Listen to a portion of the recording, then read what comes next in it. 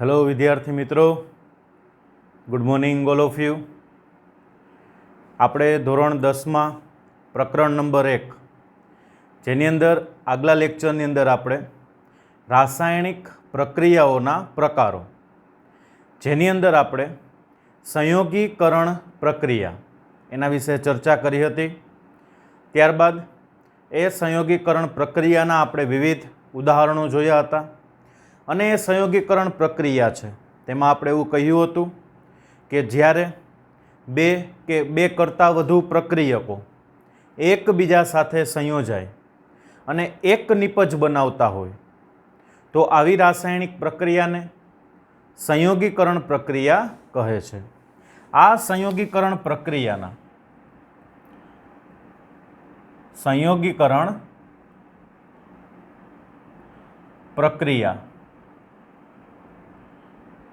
ના આપણે વિવિધ ઉદાહરણો જોયા હતા જેની અંદર આપણે ચર્ચા કરી હતી કે C+O2 ઇટ gives CO2।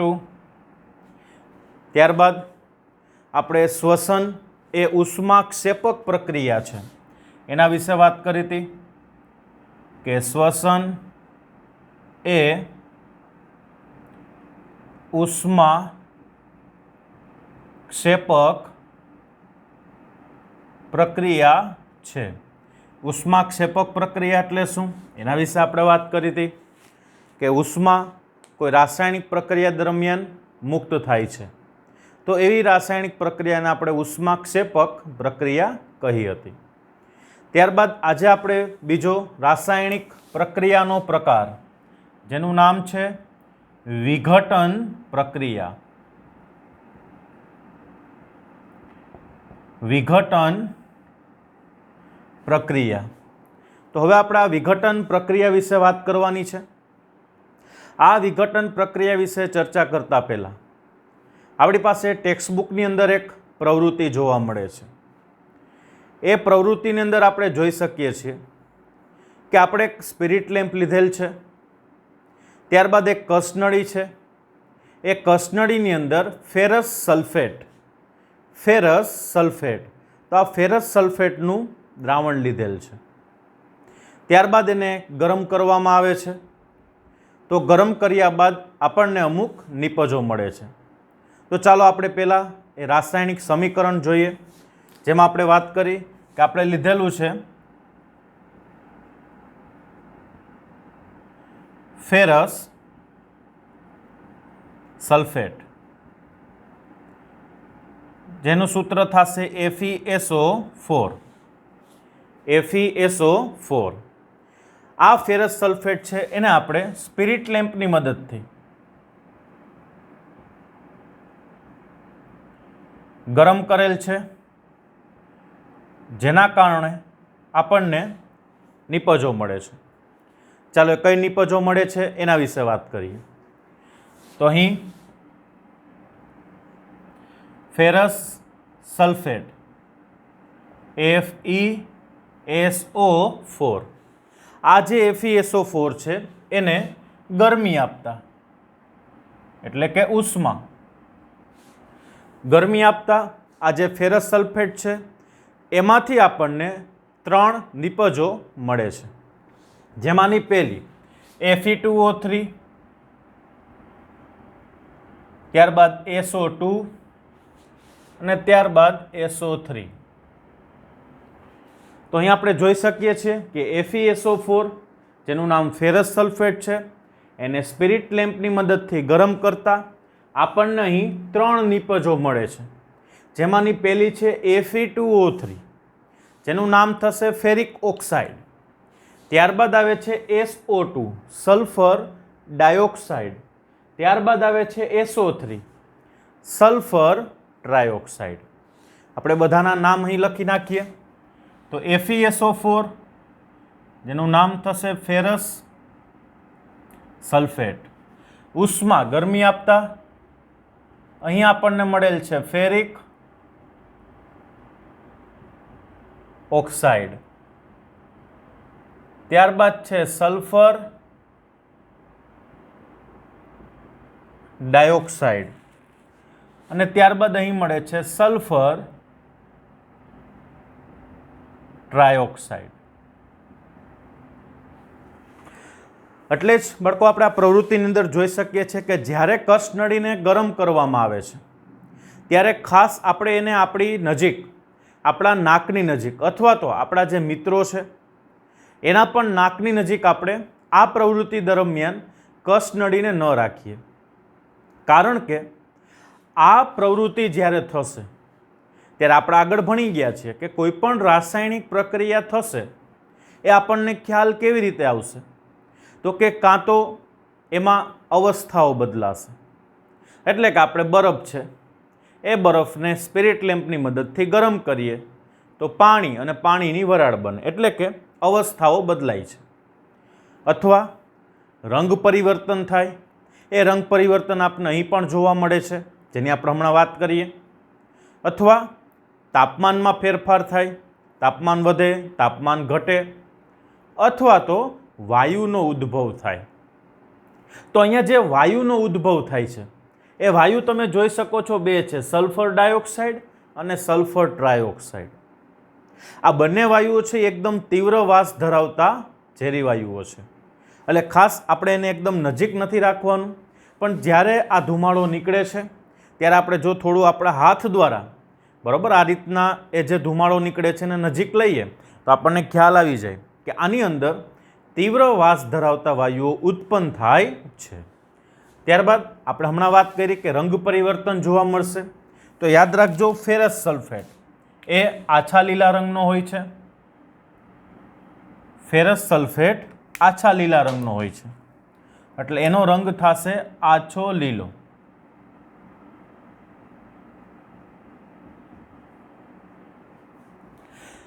રંગ પરિવર્તન થશે એટલે આ ફેરસ સલ્ફેટ એમાંથી જ્યારે ફેરિક ઓક્સાઇડ બનશે ત્યારે આપણને આ જે રંગ છે એ લાલાશ પડતા કથ્થાઈ રંગનો જોવા મળશે.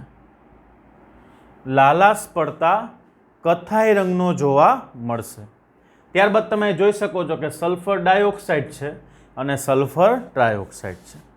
આ બંને વાયુઓ બાળકો એસિડ વર્ષા માટે પણ જવાબદાર છે. ક્યાંક ને ક્યાંક આપણે પ્રાઇમરીમાં 8-9માં ભણી ગયા છીએ કે એસિડ વર્ષા, બરાબર. તો એસિડ વર્ષાને કારણે જળચર સૃષ્ટિ છે એનો વિનાશ થાય છે. ત્યારબાદ એ પ્રદૂષિત પાણી થાય છે. આપણે ઘણી બધી આવી વાતો કરી છે. તો જ્યારે એસિડ વર્ષા, વરસાદ એટલે આપણને ખ્યાલ છે કે વરસાદ, બરાબર, કે જ્યારે પાણી છે આપણને અવકાશમાંથી વાદળ સ્વરૂપે નીચે પડે છે. પણ એની સાથે જ્યારે કારખાનાઓમાંથી નીકળતા આવા ધુમાડાઓ એની સાથે ભળે છે ત્યારે એ એસિડ બની જાય છે. જેમ કે આપણે એક સામાન્ય નોલેજ માટે એ બે પ્રક્રિયા જોઈએ, જેમ કે SO2 અને SO3.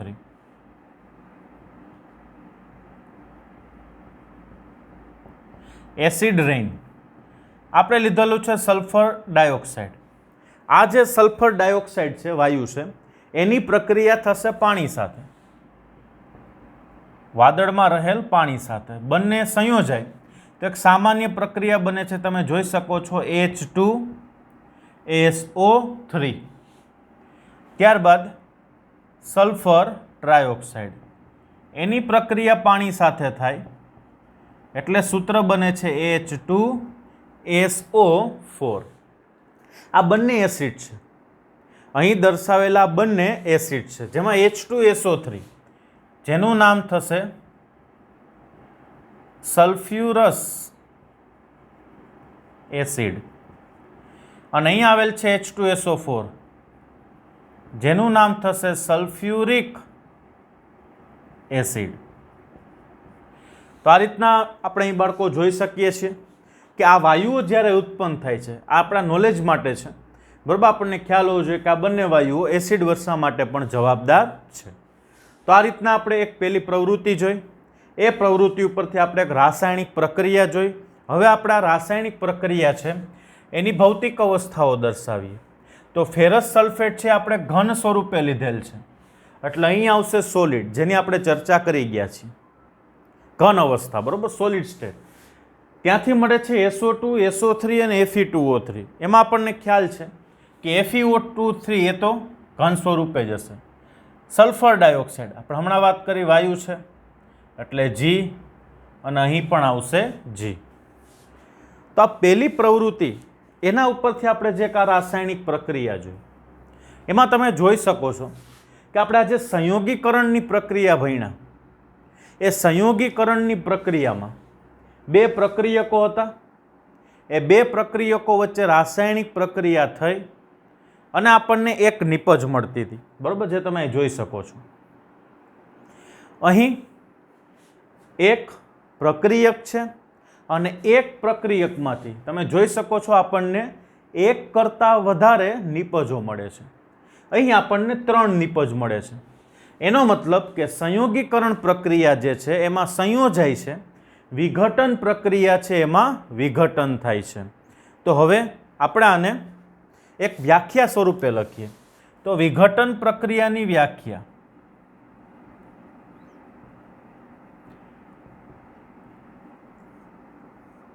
તો આ વિઘટન પ્રક્રિયા જે છે એ આપણે એમ કહી શકીએ કે જો કોઈ રાસાયણિક પ્રક્રિયા દરમિયાન તમે જોઈ શકો છો કે એક જ પ્રકારનો પ્રક્રિયક, આપણે પ્રક્રિયક કેટલા લીધેલા છે તો કે એક. તો એક જ પ્રક્રિયકને જો આપણે ગરમ કરીએ તો ગરમ કરતાં 2 કે 2 કરતાં વધુ નિપજો મળે છે. બરાબર, અહીં તમે જોઈ શકો છો 2 કે 2 થી વધુ નિપજો બનતી હોય તો તેવી રાસાયણિક પ્રક્રિયાને વિઘટન પ્રક્રિયા કહે છે. તો આપણે લખી શકીએ કે જે રાસાયણિક પ્રક્રિયા દરમિયાન કોઈ એક પ્રક્રિયકને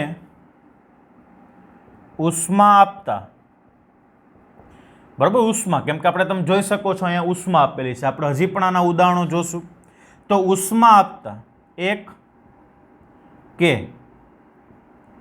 એક કરતાં વધુ નિપજો બનતી હોય તો તેવી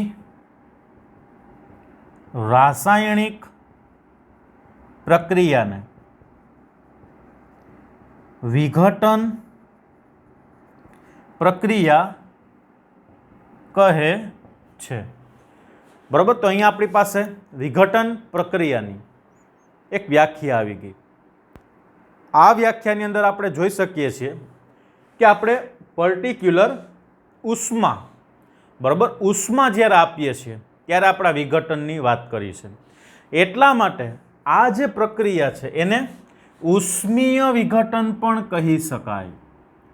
બરાબર, આ જે વિઘટન થયું છે એ ગરમી આપવાને કારણે થયું છે, ઉષ્મા આપવાને કારણે થયું છે.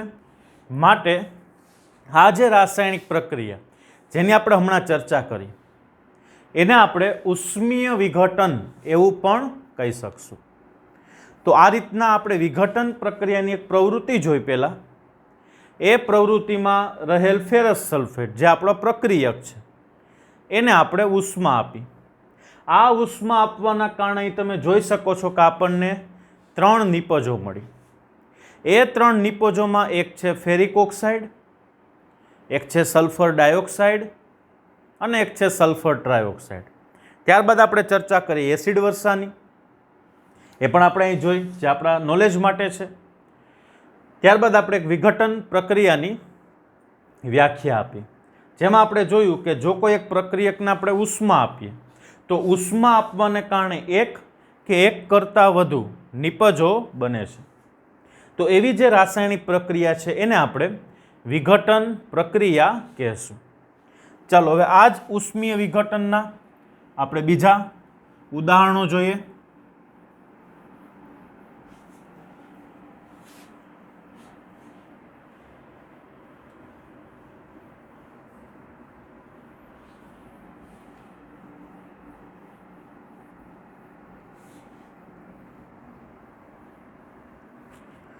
તો આ જે ઉષ્મીય વિઘટન છે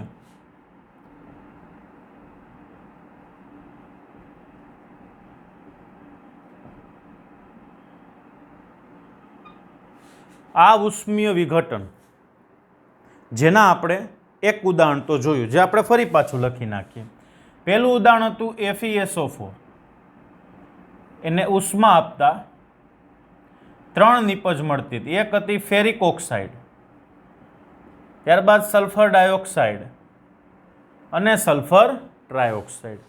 આ રીતના આપણે પહેલી એક નિપજની તો વાત કરી. હવે આપણે બીજી નિપજમાં એટલે કે બીજી રાસાયણિક પ્રક્રિયા કે જે ઉષ્મીય વિઘટનનું ઉદાહરણ છે એમાં આપણે લેશું calcium carbonate. Calcium carbonate CaCO3. આ કેલ્શિયમ કાર્બોનેટને ઉષ્મા આપતા પહેલી નિપજ આપણને મળશે કેલ્શિયમ ઓક્સાઇડ.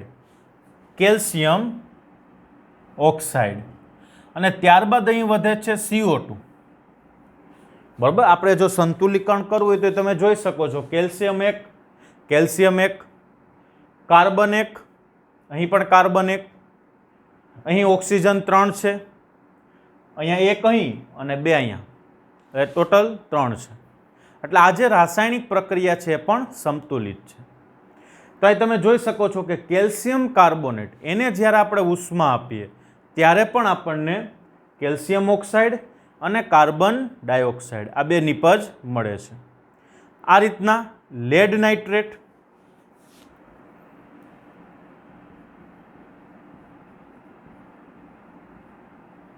જેનું સૂત્ર થશે PbNO3 ટ્વાઇસ. બરોબર, ખાસ અહીં યાદ રાખજો કે લેડ અને નાઇટ્રેટ, તો નાઇટ્રેટ છે સમૂહ છે, NO3 નાઇટ્રેટ છે સમૂહ છે. લેડ એની સંયોજકતા થશે +2, નાઇટ્રેટ સમૂહની -1. જો આ રીતના આપણે સંયોજકતા છે અરસપરસ આપશું તો આપણી પાસે ઓલું સંયોજન જે છે બની જશે. હવે આ જે લેડ નાઇટ્રેટ છે એને આપણે ઉષ્મા આપશું. તો આ લેડ નાઇટ્રેટને ઉષ્મા આપતા, બરોબર, આ જે લેડ નાઇટ્રેટ છે એને ઉષ્મા આપશું એટલે પહેલી નિપજ આપણને મળશે લેડ ઓક્સાઇડ. બરોબર, PbO, લેડ ઓક્સાઇડ. અને સાથે સાથે જેમ અહીંયા બે વાયુઓ મુક્ત થયેલા છે SO2 અને SO3, એવી જ રીતના અહીં આપણને મળશે નાઇટ્રોજન ડાયોક્સાઇડ અને સાથે મુક્ત થશે ઓક્સિજન વાયુ. બરાબર, તો આ રીતના આ રાસાયણિક પ્રક્રિયા છે જે પણ એક ઉષ્મીય વિઘટનનું ઉદાહરણ છે. હવે અહીં તમે જોઈ શકો છો કે સંતુલિત નથી. બરાબર, આ રાસાયણિક પ્રક્રિયા છે સંતુલિત નથી. એવી જ રીતના આ જે રાસાયણિક પ્રક્રિયા છે ઉપરની એ પણ આપણે જોઈ શકીએ છીએ કે સંતુલિત નથી. ચાલો બંને રાસાયણિક પ્રક્રિયાને આપણે સંતુલિત બનાવીએ. તો તમે અહીં જોઈ શકો છો કે Fe2 છે, Fe2 છે. તો આપણે અહીંયા આગળ 2 લખશું કેમ કે આપણે વિવિધ સોપાનો દ્વારા રાસાયણિક પ્રક્રિયાને કેવી રીતના સંતુલિત કરવી એ ભણી ગયા છીએ. તો ત્યાં આપણે આગળ 2 લખ્યા. તો હવે એ 2 છે એ બધાને લાગુ પડશે, તો સલ્ફર એ 2 થશે, આ બાજુ સલ્ફર 2 જ છે. ત્યારબાદ ઓક્સિજન છે 4 × 2 8 થશે. અહીં તમે જોઈ શકો છો 3 ને 2 5, 5 ને 3 8. એટલે આ જે રાસાયણિક પ્રક્રિયા છે હવે સંતુલીકરણમાં છે, એટલે કે સંતુલિત છે. ત્યારબાદ આ રાસાયણિક પ્રક્રિયા પણ સમતોલિત છે જે આપણે ચર્ચા કરી જ ગયા હતા. હવે વાત આવે ત્રીજી રાસાયણિક પ્રક્રિયાની. એમાં તમે જોઈ શકો છો કે ડાબી બાજુ Pb1 છે જ્યારે અહીં Pb1 છે. બરાબર, બંને સમાન જ છે. આપણે એક ટેબલ બનાવીને પણ તમને બતાવી દઈએ. અહીંયા આપણે તત્વ લખીએ, Pb છે, N છે અને O છે. લેડ, નાઇટ્રોજન અને ઓક્સિજન. LHS, તો LHSમાં આપણે જોઈ શકીએ છીએ Pb1 છે, નાઇટ્રોજન 2 છે, ઓક્સિજન 6 છે. RHS, Pb1 છે, ત્યારબાદ નાઇટ્રોજન 1 છે, ઓક્સિજન તમે જોઈ શકો છો 1 ને 2 3 ને 2 5. તો અહીં Pb સિવાય બધા તત્વો છે એનું સમતોલીકરણ છે નહીં, કારણ કે દળ સંચયના નિયમ મુજબ બંને બાજુ પરમાણુઓની સંખ્યા સમાન હોવી જોઈએ. જે અહીં આપણે જોઈ શકીએ છીએ કે સમાન છે નહીં. તો સંતુલીકરણ કરવા માટે નાઇટ્રોજન અહીં 2 છે, હું અહીંયા 2 વડે ગુણી નાખું તો આપણને ખ્યાલ છે કે આપણે જે 2 લખ્યા એ RHSમાં લખ્યા છે. તો હવે નાઇટ્રોજન થઈ જશે અહીં 2. ચાલો હવે વાત કરીએ ઓક્સિજનની.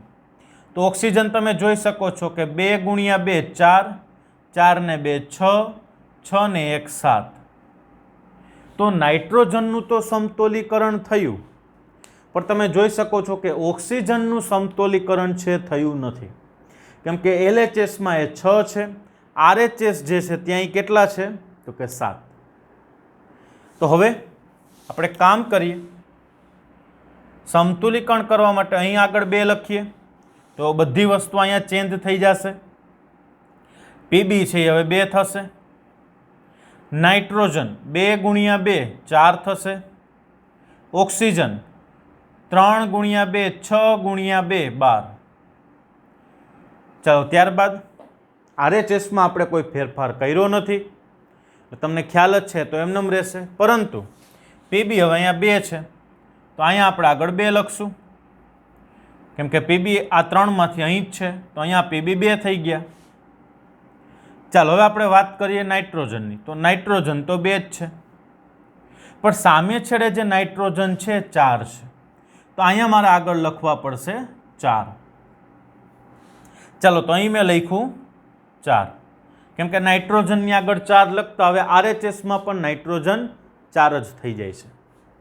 ચાલો ઓક્સિજનની ચર્ચા કરીએ. તો ઓક્સિજન અહીંયા છે 2 પ્લસ 4 ગુણ્યા 2 8 પ્લસ 2. સો આ 2 વત્તા 8 10 વત્તા 2 12.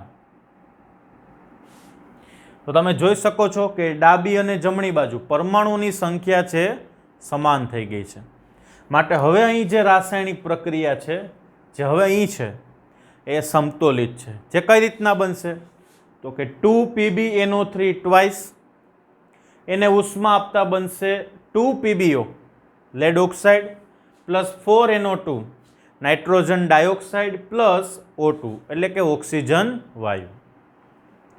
તો આ રીતના બાળકો આપણે ઉષ્મીય વિઘટન જે છે એ ઉષ્મીય વિઘટનની 3 રાસાયણિક પ્રક્રિયાઓ જોઈ, જ્યાં 3 પ્રક્રિયાઓ એના ઉદાહરણો છે. ચલો ત્યારબાદ આ ઉષ્મીય વિઘટનની ચર્ચા કર્યા બાદ હવે આપણે જે આ વાત કરી એ બાળકો આપણને એક પ્રવૃત્તિમાં પણ બતાવેલ છે કે લેડ નાઇટ્રેટ જે છે, લેડ